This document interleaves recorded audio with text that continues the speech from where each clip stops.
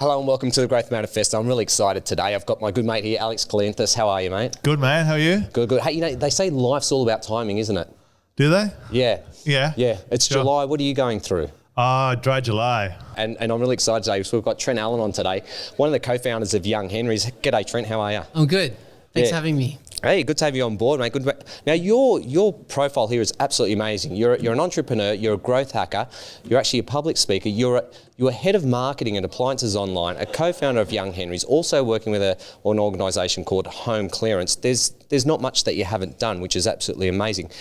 So, being a growth hacker, I'm really interested. How long have you been doing that for? It depends how you define growth hacking, because it is quite a broad term. Yeah. So how would you define it? Just quickly, just because I think there might be something. Yeah, there is, and I'm going to come clean with you. I don't know what the hell it means. You can cut it a lot of different ways, but the way I define it is finding different ways to grow a business, basically. Hacking means how do you grow a business quickly using data, innovation, finding ways to different things to grow a business, but it really depends on the business that you're helping grow in terms of what you would do to growth hack. Some people look at it from a very digital and marketing aspect. Some people look at it from in different angles. So how would you define the difference? Because this is a conversation that we often have here between a marketer and a growth hacker, right? Because there's certainly overlap, right? But what's the difference? So I think a growth hacker is more involved with data, being able to look at data trends, that term big data, being able to see the truth in data, because there's one thing to have the data there, it's another thing to be able to get insights out of it and figure out what do we do based on what we've seen here. So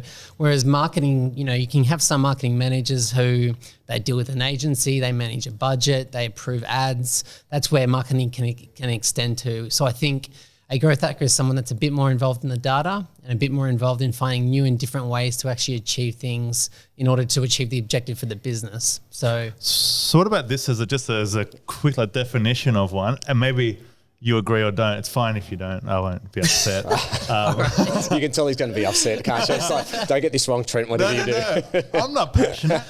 I'm very passionate. So I kind of define marketing as the stuff that happens on an ongoing basis. That's kind of status quo. Yep. And then the growth tasks are the few things in marketing that can push a company to get extraordinary performance out of those tasks. Not a bad way to put it. Is that a thing? It's not a bad way, yeah. Yeah, that's the best disagreement that I've ever heard. I think you agree with you. I think that was total agreement there. I liked it. Yeah, cool. So back to you, Tony. I'm actually really intrigued. So this whole podcast is about growth and inspiring, whether it's business leaders or just leaders in general to grow and strategies they learn. So I'm interested, we're both really interested in your journey. So where do you want to start? Do you want to start off with appliances online, what you did there? Yeah, we can start there. Yeah, go for it. Yeah. So back in 2006, it's quite a long time ago now, but I went to school with John Whitting, who's was most well known as Herman, and so I've known him since I was 13 or 14 years old. Like coming out of school, he eventually had the idea of starting an online business to sell appliances. Mm-hmm. He is part of a family that did that, so Winning Appliances, which is a very old business. I was going to say, is it Winning Appliances? Yeah. So he eventually started that, got some money to build a website, build it, and then called me up about 6 months after it started to come and help from a web and technology perspective. So I came on there and I was there for about the first 2.5 years of that business. So I was the third employee to join the company. Yeah, right. So, but 2006, that was really early days for the internet, and especially going online with appliances. Like, this is an absurd idea back in those days. It was. I was saying before that the founder of the company that built the website initially claimed that he didn't think it would work because there was one website selling appliances at the time back then in 2006, but it was a very new age business, and so there was no proof it would work because e-commerce was such a new thing. I mean, back then SEO literally was creating spammy content, long title tags, all that stuff that used to work in SEO. That's what you did. You basically just created stuff. You could just totally cheat the system by just doing things. Now Google's a lot smarter. You got to be a bit smarter about the way you do things, but it's changed a lot. But there I learned. I came on as a developer, so when I came on, they had a website. It was built in a system called Miva Merchant, which probably nobody knows, but that's what was originally built in. I eventually moved them onto a C# platform. So that was one of my biggest things that I did for them just before I left. I decided they needed to move, so I planned, developed and built the new website for them, which was a C# based system. that they ran off for the next 10 or so years. So obviously, like, it's a pretty successful company now. I mean, I was just online like the other day actually, and I bought a washing machine because I was like, I just need a washing machine, and I went somewhere and I saw appliances online, and I was like, really? Cool, and it was really easy to buy, you know. But that's like, and you bought from him 13 years later, yeah. Okay, yeah, good experience. Yeah, actually, that was a really great experience. I put in the phone number. I got kind of the text updates. Like, it was pretty smooth. I got kind of integration with pretty much everything. So, but I mean, in the beginning days, I'm sure that it wasn't that simple. And so, like, how did you get that kind of like initial success at Appliances Online? Because obviously, it's a startup, selling stuff. Yeah, I think I think in startups, timing is not everything, but it's almost everything. A lot of really good businesses fail just because they didn't time it properly. They hit a market that was too overcrowded and they just didn't get in there at the right time. So I think John absolutely hit the right timing with the business. It came on board when no one was really doing it. If he'd done it a couple of years earlier, I don't think it would have worked. He could have retried, but I think he hit it right at the point where it was just starting to have the internet and people trusting things on the internet was just starting to happen. So I think he timed it really well. He had the support of the existing business within the Winning Group or Winning Appliances. So he had delivery drivers and people that could deliver the appliances. But overall, I think it was just the experience that they provided. The Winning Group is all about the experience for customers. Yeah. So every business without the group runs NPS, which is Net Promoter Score. We obsess over the experience for the customer. And so that is the number one goal of the business that I help run there, and the group is to look after the customer. So I think part of it was being online, hitting the timing, giving the product to the customer, being able to deliver it to the customer, delivering on promises to the customer, and just looking after the customer. And that was a good experience. And that's pretty much, of course, there are other things that go into it, hard work and grit and all that other stuff, but I think that helped get them on the road, and over the next few years, it just grew and grew and grew to the point where it is now Australia's largest online appliance retailer, and kicking some butt. So for them, to start with AdWords and SEO, is that what you did? Like, was there some of that spammy stuff, which wasn't called spammy stuff back then? It was just called a growth hack. Yeah, SEO. So we worked on SEO from the get-go, from when I started, and that's how I learned so much about it, about producing content and working on the product pages and the different keywords and all those kind of things. So there weren't tools like SEO Moz and the different tools around there. There wasn't much that stuff available, but you could still go to forums and learn what people were doing, and we worked on what we thought worked, and we ended up, we had a good domain name as well, Appliances Online, which really helped it rank as well. So Did you believe it was going to work? By the time, and I'll go back to when Google first came around as a search engine, and they said, it's only a search engine, there's not much in it, it's not going to really last. There's already like 15 search engines, you know. Who needs another search engine? That's right. What were your thoughts when you were... when I came on board, I don't think I thought too much about that. I knew that I was there for a job. I was being paid to help grow this business. So cool job sounding as well, right? Hey, I'm a marketer on the internet. I'm an internet marketer. This is what they used to call it. Not a digital marketer, what they call it these days, which sounds more... It was an internet marketer. Yeah, but by the time that I was nearing to leave, absolutely. We're growing. We had 13 or 14 full-time direct staff at that point in time, plus all the support, delivery drivers and that kind of thing. So by the time I left, I knew, I was like, this business is going to go big. I was sure of it, just because I could see the growth. I was there for the first 2 or 3 years. And that was one of the things why it was so hard to leave, because I thought, if I stay here, I'm the third employee, I could, be a big part of this in the future of the business. But the desire to go do my own thing was just too much. And let's talk about that, because did the challenge almost go away? No, the challenge didn't go away. We just, the website I talked about building, the website I built for them, I launched it on the last day. I worked for 24 hours straight on my last day to get the site live. So the day that I left, which was a Friday, it went up that morning and I left that day. So there was still a lot to do. The site had just launched, and I did support them from a consultancy perspective after that. So I was still doing some work for them, but then slowly moving on to other clients as well. Absolutely. So. And then you transition into it's a natural progression as far as I'm concerned, Trent, from a business point of view. You go from appliances to craft beer. That's just something straight out of TAFE. That's what they teach you.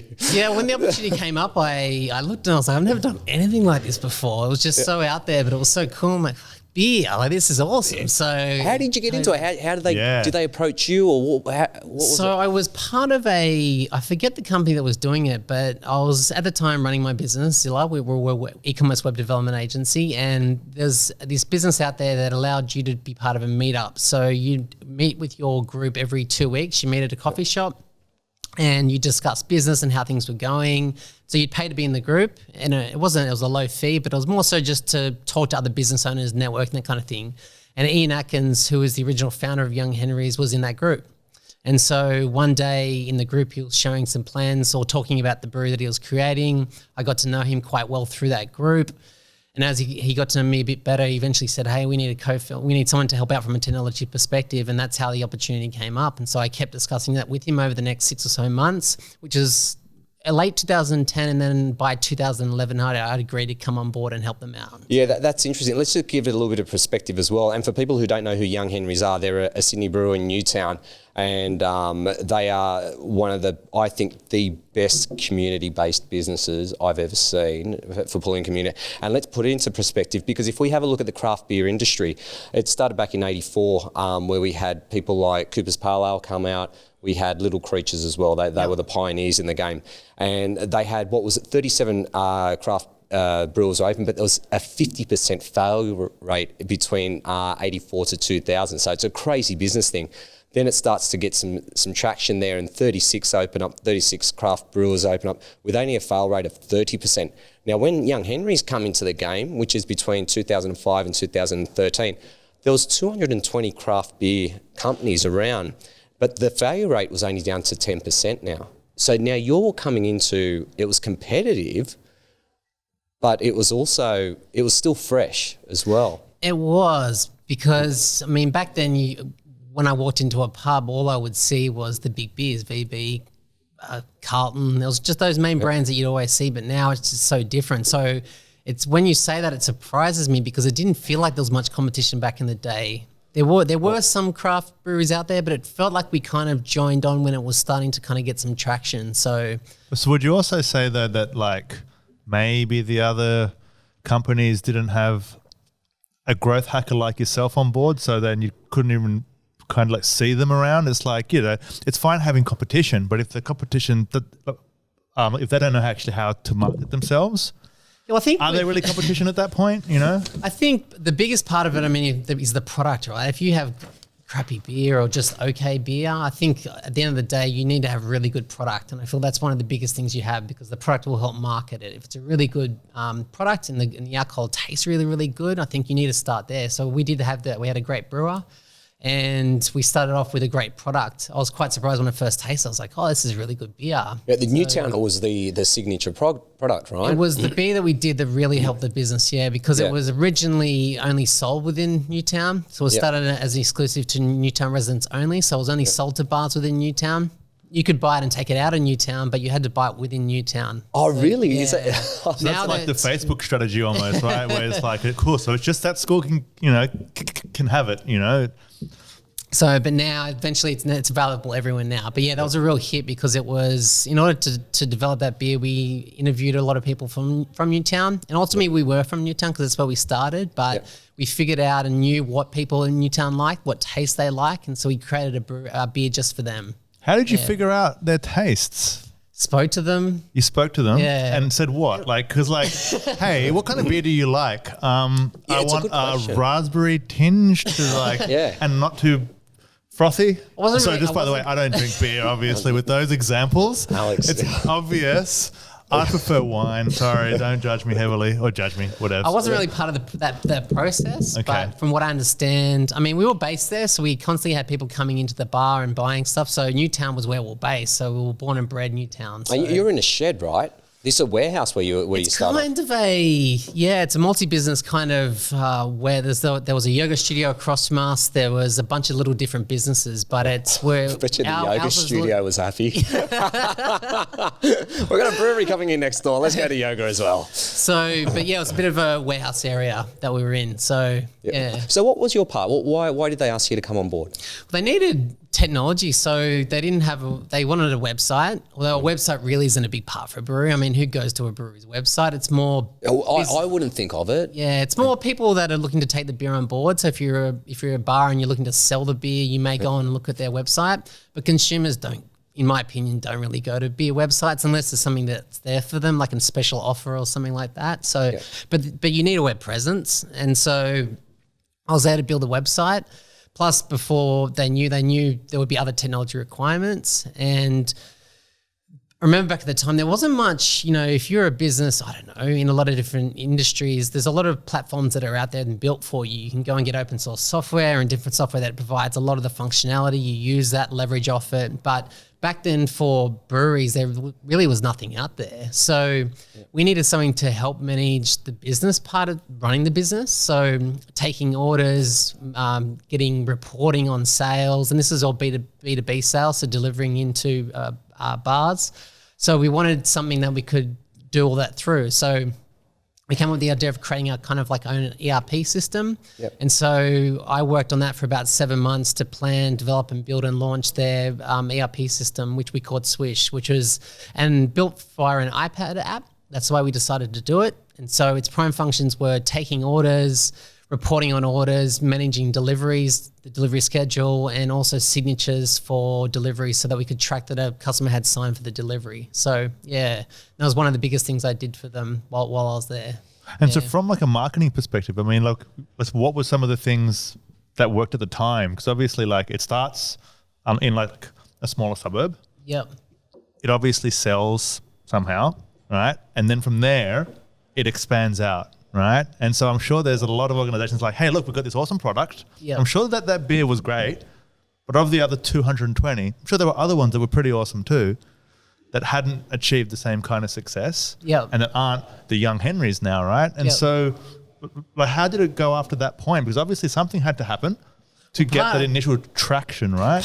We did have the bar is there in Newtown, so we had a place for people to go. The word got out there that there was a microbrewery there, so it was a lot of word of mouth that initially got us people to come to the brewery. But part of the comm strategy we did included doing collaborations with companies. So what the aim of the game was to go to a company or a band, do a collaboration with them, so work with them, develop a beer for them, and then get them to market through that entity or brand or whoever that person is. Yeah. And that was one of the biggest marketing strategies we had, which really, really worked for the brand. You had some iconic bands that you worked with as well. We did. So it was one of the better things that worked for us in terms of a marketing strategy to get them on board. And, at their events, they would promote the beer. And because it was their beer, they were really happy to promote it and self-promote it. Who were some of the bands that you had?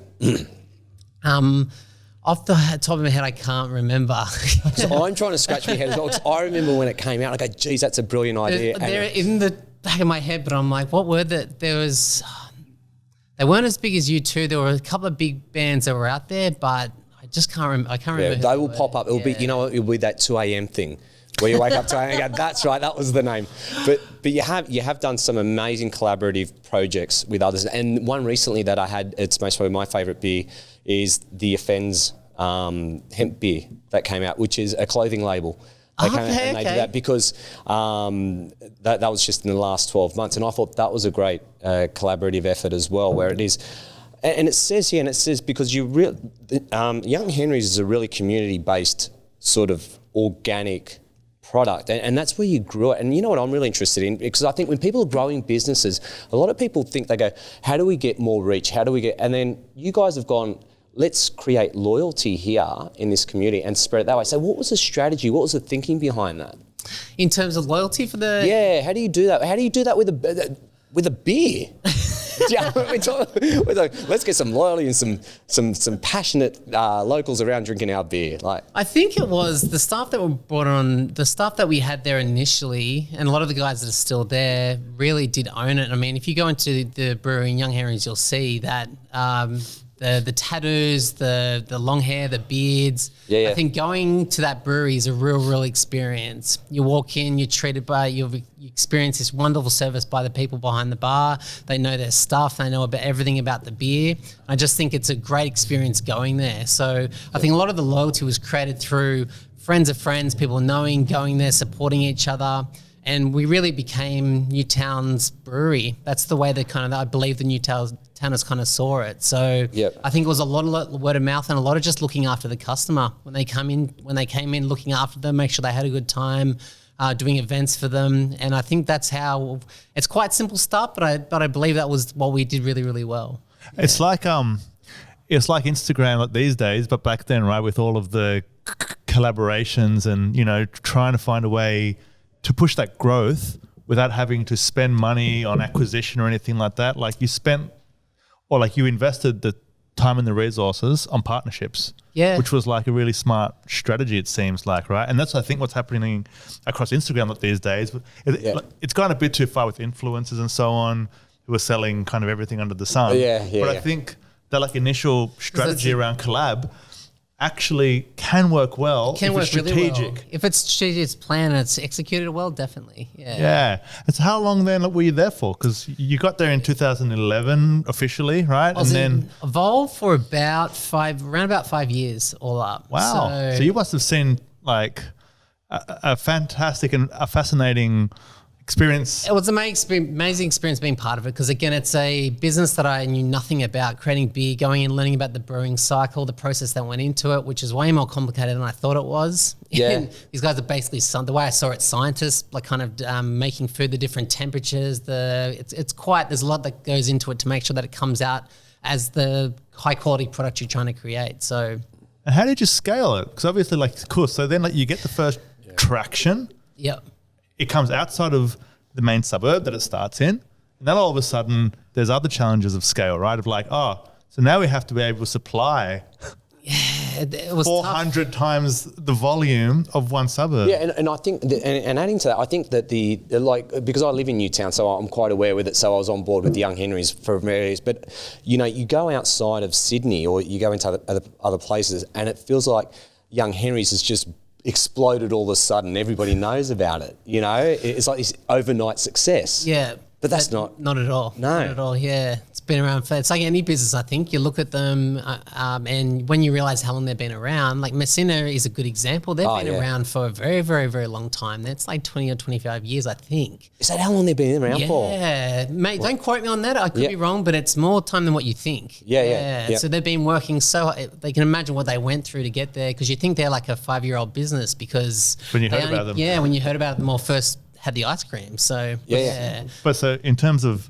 scaling, how is that process? Because that's here's 1,000 times more orders. Yeah, exactly. How do you do that? It was one of the challenges I know that we had, and while I wasn't. Basically, one of the biggest challenges we had was scaling in terms of we had our brewery size and how much beer we can make. We also leveraged off other breweries to help make beer for us. We give them our recipe and they would make it for us.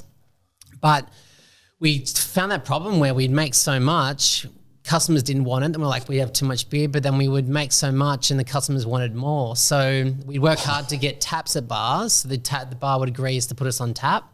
But then they would make an order and we couldn't fulfill it for them. So you end up losing that tap. They take you off, they put someone else on, and then it's a battle to try and get back on tap at that bar. So it's one of the major, I believe every brewery that starts up would have that problem, because it's a fine line between how much do you create based on demand. It's a whole supply and demand problem, right? So we definitely did face that, and I can't remember what year it was. It would have been maybe 2000. It was about a year or so after we opened in Newtown. We ended up taking over the space next door, which allowed us to expand the brewery, and that gave us a lot more the ability to make a lot more beer, which I think solved that or made that problem a lot less problematic for us. But it's a financial investment now as well, because when you're scaling up, you're starting to go, okay, we're doing really, really good here. Like we're making profit, everybody's getting paid, and now there's a bit of a demand, and now you've got to make that jump of going, do we reinvest into the business and scale up, or do we stay where we are? Totally. There's a risk in doing it, right? Because if you go in the wrong direction, it can be problematic for you. So it's a real challenge. Because we didn't know if craft beer was going to be a fad as well. That's the other thing. Yeah, totally. Because it blown up in America. So in America at that stage, it was a big thing and it was growing rapidly. And I know we follow a lot of what America do. If it happens in America, there's a good chance it will catch on and take it on here. And I think that's still true to this day. So I was confident based on that. it happened in America. And I'm like, I reckon I'm confident it will happen here too. And we quickly did see that, but I don't think that was ever one of our concerns that it wouldn't work. I think we're quite convinced that it would work as long as we created a good product, looked after the customer, and that was both, again, customer and the business customer that we're delivering product to. So, yeah. Yeah, so like, I'm not sure if this is a sensitive question or not, so like you don't have to answer it, of course. Answer it, Trent, answer it. I'll pay you to answer it. I don't even care what the question is. No. Like it's, just coming back to the conversation about scaling, right? Scaling, you need to reinvest profits to fund the expansion. If it's going to happen organically, yes, I'm assuming it happened organically. Largely. Yeah, of course, largely. Yeah. And so therefore, there must have been some hard times in that process where you're like, there were some hard times. Yeah. And so how did you get past those hard times? So what was, if you can talk about it, and if you can't, fine, we can just chop this section out. Yeah, no, and I'll just ask you in a different way. I mean, there were, for me, I had some personal challenges working with them because I came on as a shareholder. I wasn't paid at all. So I was there to help grow the business without pay. And it was not a problem at certain points. I ended up working full-time on site at Young Henry's for about 6 months. And so I devoted myself to them for that period of time to help them get through the period of launching that app for them, the ERP system. And so for me, that was a real tough, challenging time because most of my day went to them. I wasn't getting any income for it. So for me, that was when I think about struggling, that was that period that trying to get this app off and launched, handling every other technical thing that the business had going on, whilst also trying to do this without getting paid for it. So it was a really tough time, but we ended up getting there. We got through that period. I got through that period and the business grew from there. So that's a very excellent answer of a non-answer. But I appreciate that. And so then you got out at some point. I did, yeah. So 2015, I think it was. Yep, that's what it is. There was a change in management and I kind of evaluated my options and what I was doing, and the business had grown quite a lot since I joined on and invested in the business, and I just thought that it was a good time for me to get out, which I did. So, okay. Yeah. And are you able to talk about that, or you prefer to just move on to the next? Okay, cool. Now, is it? I shouldn't mention this, but there are newer owners now at Young Henry's, aren't there? I'm led to believe from 2016. So we took on investment from a family in WA, and so I was at that point in time. Farm? Sorry, was it Beer Farm? No. No, was that the concept? That's the Beer Farm's the new brewery that has been created by Ian Atkins. So Ian Atkins left Young Henry's. That was around about the time that I left as well. Yep. And he went on to start the Beer Farm in WA. Right. Which is a beer farm in WA. I haven't been there yet, but it looks pretty cool. The name's super cool. And so what did you do after? Because obviously So that was about the point in time where the business I created, Zilla, which is a web development agency, it kind of went under. So I moved over to America to help start a business. I became co-founder of a business called Olio, which is a fashion recommendation engine. Mm-hmm. So I started that with 2 co-founders in Sydney. We got accepted into a program. We pitched, we won the pitch and got sent over to live in San Francisco and be mentored by Australians living over there. So great. So I ended up doing that. And that was in 2015, 16, was it? No, that was earlier. Or was this like kind that was a bit earlier. That was everywhere? Like 2013, 14. Yeah, got it. Yeah, so it was at the point in time where I was part of Young Henry's, but I was doing that from over there, but also trying to build this business. Yep. That failed quite terribly. We ran out of money. We couldn't make it work, but I learned so much from that experience. When I think back about it, it's like I would never take that away. Even though I lost money in it, I lost time. It really impacted my business because it was running back in Australia, but I wasn't there to drive the business. Yeah. And so we went through a really tough period. And when that business didn't work out, I had to move back to Australia to try and revive the business, but I couldn't. Yep. We ended up going into liquidation. It was quite one of the toughest periods of my life. Oh. Yeah. And so that was the agency which you had. That was the agency and which then you went had, overseas for a software startup. Correct, yeah. And then the thing which you had here kind of fell apart without you a little bit? It did, yeah. My agency, I came back and it was struggling. We had a few staff quit. I came back on to help revive it, and we won a really big contract that if we won it, it would have changed things, but we lost it. We put a lot into that pitch, I remember. But also too, my passion just I'd been doing it for 5 or 6 years. My passion just kind of dropped. I was the founder and director of the business, but my role was BDM. I was a business development manager. So I was full-time sales, going out there, winning pitches And I was just a bit sick of it. I just was kind of waking up not really that motivated to go to work anymore. Plus, we're going through a really tough period, and it was then I decided I think I need to kind of give this up and do something else.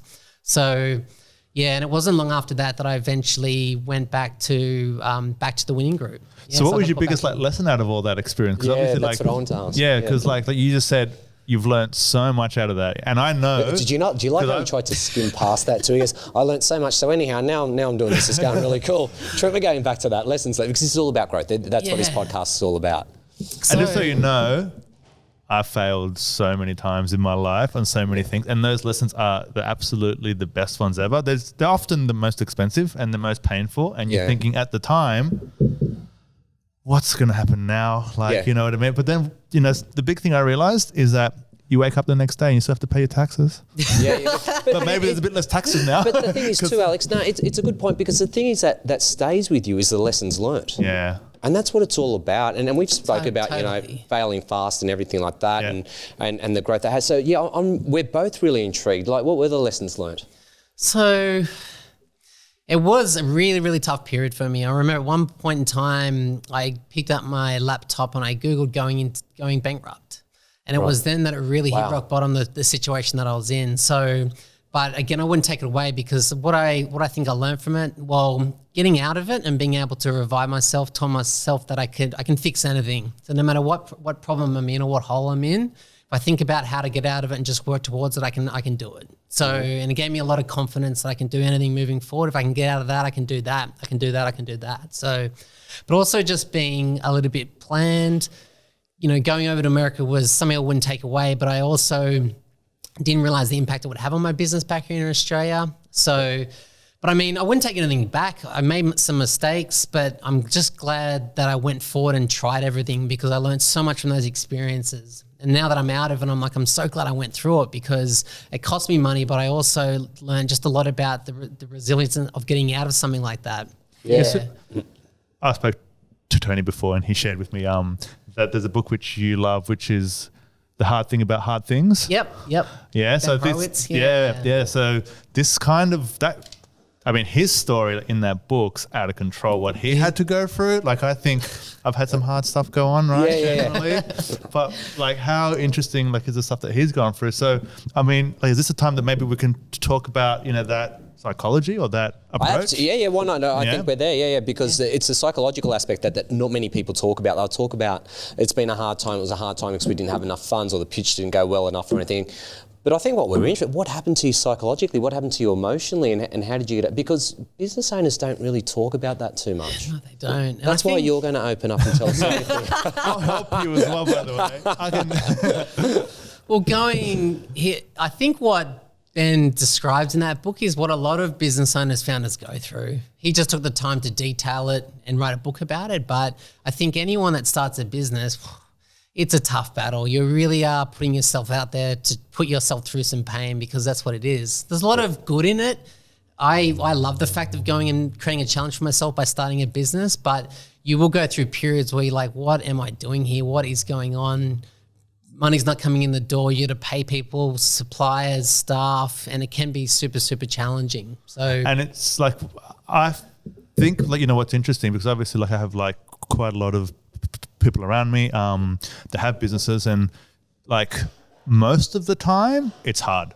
Yep. Most of the time the default position's hard, and the default position is that there's problems constantly, right? And it's just kind of like, how hard are they?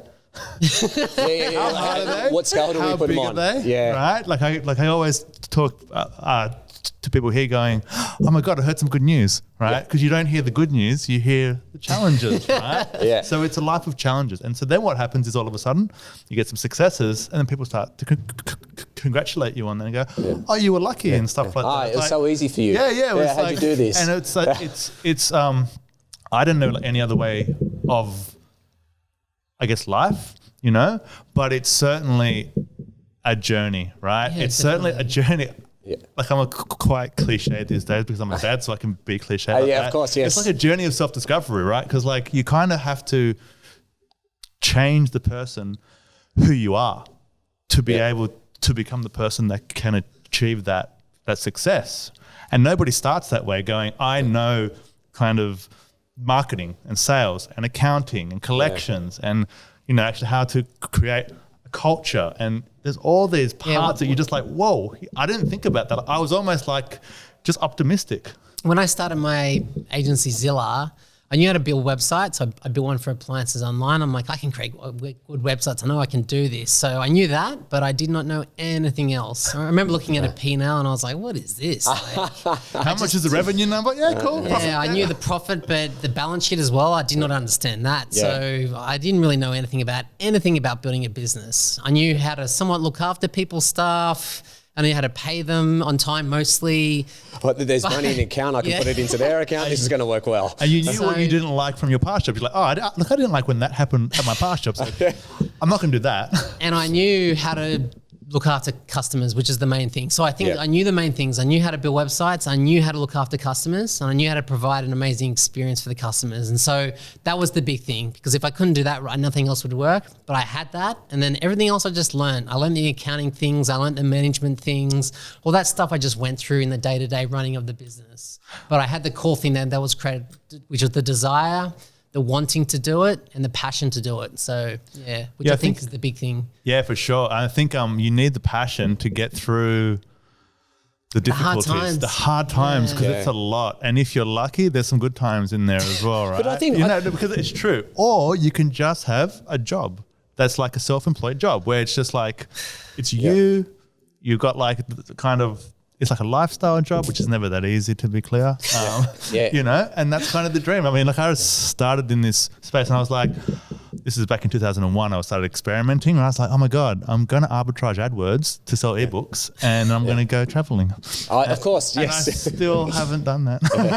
I've done the traveling, but it's like so not what you think. And I'm not quite sure how many people who are under, say, 30 or 40 even, who go into business actually understand what that means. I think when you're older and you've got some responsibilities, you probably think about things a bit more, but when you're younger, you're just like, rah. Yeah, but I think it's the perception. I mean, like the perception is and this is the beautiful, if you're a business owner, you're rich, right? And it's easy. And you're your own boss. Exactly. And so you can set like your own hours, which are 24 hours a day, 7 days a week, no matter where you are. You never stop thinking about your business. You're always thinking about where the next dollar's coming in. And there's people that are multi-millions, like hundreds of millions of dollars, and they're still thinking of when the next dollar's coming in. So that doesn't switch off either. How do I grow my team? How do I do everything? Yep. Yeah, there's a perception thing there. When you look at business, you're like, they must be doing so well. But some of those business you wouldn't know, but they're in dire straits. They're going from one paycheck to another. They're just paying things on time. So unless you're in the business, you don't really know. Or you're borrowing funds, you're doing whatever, Totally. So you see someone driving a Ferrari, got a big house, they could be up to their eyeballs in debt. You just don't know, right? Yeah. That's not in their Instagram caption. They've just got the cool Ferrari. But what have you learned, Trent? Because like I've got to say something really, really nice about you is that you're a very humble person, and there's no ego there. There's a lot of drive. There's a lot of passion, and you've got a really nice level head on you. What are some of the key things that you've learned in growing a business? Now, and I ask this because you've been in different industries. You've been appliances online. You've been in craft beer. Now you've gone back into what is it? You had your own business, but also you went into another appliances online. Arm of that again. Yeah. So you're quite diverse. What's some of the things that you've learned that you can actually transfer into any business whatsoever? I think it's all about, at the end of the day, every business serves a customer, right? The big divisions are business or end customer. So you're usually serving one or both of those types. So you're not in business unless you're serving that customer. That's ultimately what you're doing at the end of the day. So I think that the core thing is that in my experience that is bigger than anything else is how well do you do that? How well do you just look after the customer? Because I think I did that talk at Web Profits about this subject and I'm quite passionate about it, but I feel like the average of the customer experience for retail, just pick retail as an example, in Australia particularly, is below bar. I don't think it's good enough. Really? Why is that? I just don't think it's good enough. I think America, in my opinion, in a lot of ways leads the way. They've got, people in, say, restaurants and that kind of thing work for tips. So there's a lot more drive for people in America or stuff in America to look after people. But I just think you walk into a lot of retail shops in Australia and staff will do the minimum required to look after you. They'll ask if you need anything, but they just don't go over and beyond to make sure that you have an amazing experience. It's all that heavy energy, isn't it? So I'm like, can I help you? Totally. What, do you want something? Why? I don't think there's any transactional experience. I think no matter if you're going to a convenience store, if you're going to a dentist, no matter what you are doing, you have options to go to different competitors. There's always there's so much competition out there. So I think whoever you are in whatever industry you are, if you can provide an amazing experience for that customer, they will come back and they will tell people about it. And there's a lot that goes into that. You know, you need to have the right software, you need to have the right marketing. All arms of the business need to be built and working so that it does look after the customer. But ultimately, how do you get your product to the customer? If you're a service-based business, how well do you provide that service for the customer? And, you know, a business like Web Profits or an agency, from my experience, was all about referrals. You need to look after that customer because they would tell other people about your business. Yeah. So here's something that we found out the hard way, and this is the same. The hard thing about hard things, right? But it's not just about results. You know, like we were, you know, like in the first 5 to 7 or so like years, we were just like, cool, like it's all about the results. Like if we get them growth, they're going to be happy. No. The experience is equally as important, if not even above that, right? Because the results are just the standard, right? That's what they are here for, right? And so they're expecting that. But the experience is why they stay, right? And so it's not the same thing, right? So I think for me, that's the biggest thing, looking after the customer. I think, you know, Amazon have launched in Australia. They've been here for a few years now, but they are growing quite rapidly. And I think it's companies like that are raising the bar and saying, hey, we can provide a better experience. And I think that companies that don't do that, especially in the next 5 to 10 years, if they don't raise the bar in terms of the experience they're providing, they're going to find themselves in trouble. Yeah, I think that's great advice because so many people focus on product. They go, we'll build the best product, and they'll miss out the customer service experience. And exactly what you're saying, Alex, is, you know, it's that word of mouth. It's like, let's get out there and build that positive experience for the customer, which is really, really, really cool. So, Trent, where to now? You've had an amazing career. You've got the world in your hands. He's had all the beer that he could drink for his life. I know. Actually, I'll give you a quick one, just because I'll give you a moment to think. I'll give you one on customer service, and this is one that I'll put out to you. How would you deal? And this is a loaded question. How would you deal if you had somebody brag about a competitor's product over yours? Would you still give time and energy to that person, or would you dismiss them? So who's the person bragging about that? Yeah, who's the person bragging? Okay, since both you guys asked, I'm the loaded question. He always does this. He's like, serious tone. Trent. and do you know, like, about both you guys, you both identified that quite quickly, so thank you very much. Well, because we were like, it depends, really. I'll give you this quick story. I was down in Jindabyne and down at a bar, and I sit down there and I'm joined by these 3 other people. They're about 55, 60 years old, and I sit down with a Cooper's Pale Ale. And this gentleman comes up to me and goes, what are you drinking? I said, Cooper's. And he goes, have you tried the Kosciuszko Pale Ale? Now, I've been going down the snow since I was 4 years old, drinking since I was 18. But when Kosciuszko Pale Ale first came out, people would throw it down your throat. It would be like, you got to try this beer, you got to try it. And it tasted terrible. I hated it. So this guy's going, mate, just try it. And he goes, what do you think? And I go, mate, don't start me. This beer is bloody terrible. You guys have been trying to throw it down my throat all the time. He goes, yeah, cool. What's your name? And I go, my name's Tony. I go, what's yours? And he goes, it's Chuck Hahn, who actually created the beer. And what did he say? He goes, let me get you one on the house and have a taste. For 45 minutes, I sipped on this Smitty and backpedaled going, this is the best beer ever.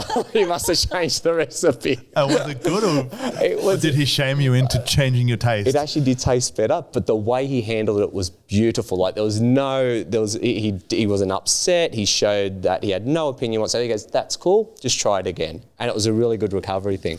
Yeah, so I think it is, because you can't take things personally, right? Someone's got an opinion, I don't like it. I think it's an opportunity for you to say, okay, cool, if I can turn this guy around, if I can convince him to try it or that it's a good product, then I can convince someone who's neutral, right? So I just think it's a challenge for them to actually turn that person around. So and you probably weren't the first one that happened to, maybe. I don't know. I think he was pretty well versed in the whole thing.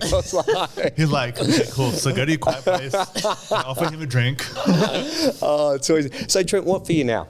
So I'm about to go back into the other side of the world and go back into doing my own thing again. So as of next month, I'll be running my own full-time consultancy business. Which the plan is just me, so no employees, but helping companies out there with things that I've helped companies with in the past. So digital, technology, marketing, that kind of thing. So yeah, that's where I'm going. I'm super excited about it. I've missed building my own thing and running my own thing. It's been 5 years back at the winning group. So I'm really excited for this next stage of things. And so what is it going to be specifically? Who's your customer? Well, could you just explain pretty much the digital sphere? Like you said, marketing and dev and this and that. It's like pretty much so I can you can do anything. But I'm saying this because if someone is listening, right, and they need someone, right, and they can't come to Web Profits because So then I can help companies choose an agency. So if they need, for example, a website build, I can help them. If they want to go through an agency, I can help vet an agency to say like, this is who I think you should go through. And because I've built an agency, I've run one, I know the ins and outs of how agencies run, what the prices are, what people should be paying. So I can definitely help. And where I want to sit is more high level. So helping people project management, get a website up and running, help them find a provider to do that and sit on their side and just look after them the best that I can in achieving the challenge that they have. We've advanced a lot in the last few years at work in terms of automation and getting the right data and event tracking on board so that you can automate certain things. And so that's another skill that I have and passion that I have, which I know I can help a lot of companies with. Yeah, nice. So you're going to go out. And you just said before, solo this time. Solo, yeah. Was that one of your lessons? Is like, I'm just going to try and have like a lifestyle thing next time where it's just me, I'm going to just not try to expand? Like, is this an expansion thing or is it just like a solopreneur thing? What's your thoughts? In that period before I went back to the group and I shut down my agency, I ended up doing a bit of consultancy. So I was working by myself, helping companies with similar things, which is my skills. And it went quite well for me during that period of time. I didn't continue with it. So I know it has worked for me in the past. And I just feel like, I know there's a lot of people out there that have done well in solo consultancy businesses. Yeah, definitely. And I just thought, you know what, I'm going to give this a crack. I think I can do well at it. I think I'm going to really, really enjoy it. And I'm. So you can do the marketing and the website and you can do the collaborations, obviously. Yeah, you got all the parts. Yeah, I've got experience. I've built businesses. I've helped businesses get acquirement. I've been through all stages of life cycles of businesses. So I can look at P&Ls. I can write strategy documents. I'm a good copywriter. I can write copy for ads, although it's not. Sounds like we're going to work together, basically. Sounds like Web Profits is going to go, hey man, we just need some help. What size business do you want to deal with? I think it'd be medium to large.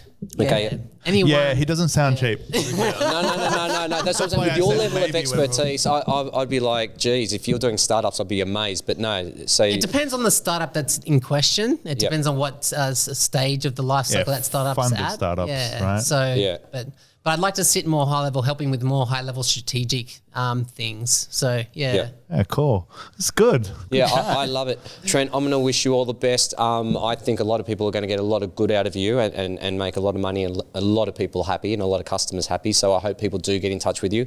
What's the best way to get in touch with you? Good question. Catch me if you Google my name. A few results should come up. Trent Allan. I got you on LinkedIn. But I would say LinkedIn's the best platform. That's where you'll hear from me most. It's where I post the most. I don't really use Twitter or Facebook or many other social channels. I think you want to find me, come find me on LinkedIn. Just search for my name there, and Yeah. Okay. Cool. And I'm going to ask you two last questions. Bucket list item. Bucket list item. I want to do cat skiing in Canada or somewhere in Northern America. I'm an avid snowboarder. I love snowboarding. I don't do it a lot. But I want to do a cat skiing trip at a lodge. One of those lodges that you actually get taken out to and spend like the week there. So that's one of my bucket list items that I'm looking to do in the next couple of years. And have you skied anywhere like in like thick I've been powder to before? Tignes in France. Thick powder with trees and stuff? Yeah. Okay, so you're that good of a snowboarder? I'm not bad, Yeah, because I went on one of those because I got invited to one. Yeah. I'm not that good. I've done threadbow and I've done a really bad season like in New Zealand. And what happened was that these guys were in the Olympics that I was there with. I didn't know. I didn't do my research and I almost died. So that's why I asked because it was super dangerous sport. Super dangerous. It's super good. Look, I think the number one rule with boarding is if you have a smile by the time you get down to the end of the mountain, it's a good day. It doesn't mate, about your ability. You just got to get in there and have fun. They've actually got the same thing over in India as well, where you go out to a hut and then you just get on the skidoos and bang and do a whole lot of backcountry stuff like that. Yeah. So that's another super cool one. Okay, you're going to have a dinner party, Trent. You can invite one person, dead or alive. Who is it and why? I'd say probably Tim Ferriss. Oh, really? Yeah, avid listen to his podcast. I think he's got an amazing podcast. Yeah. I get a lot from all the people that he interviews. I think he seems like a super interesting, quirky dude. Yeah. And on the spot question, but I think he'd be pretty cool to have dinner with. Absolutely. Yeah. Actually, I just listened to one that he did with Ariana Huffington. Oh, yeah. Did you listen to that one? Yeah, I have. Well, I think he's done a couple with her, or I'm not sure, but yeah. Yeah, that was just it. And he was just absolutely, he's brilliant. He's just got a great way of drawing questions out and asking the right questions and long just like Alex say. But he'll make you probably answer the question. Mate, on my last words, thank you so much for coming on board today, mate. It's been a lot of fun hanging out with you and sharing your life with us, really. So it's been great. Thanks for having me on. I really enjoyed it. It's gone super quick, but it feels quick. Yeah. It's been like we've been here since Thursday. This has been awesome. Thanks so much, Trent. No worries. Excellent. All right, cheers. Thanks, all the best. Cool. Thanks for listening to the Growth Manifesto podcast. If you enjoyed this episode, please head on over to iTunes and give us a 5-star rating. For more episodes, please visit growthmanifesto.com/podcast.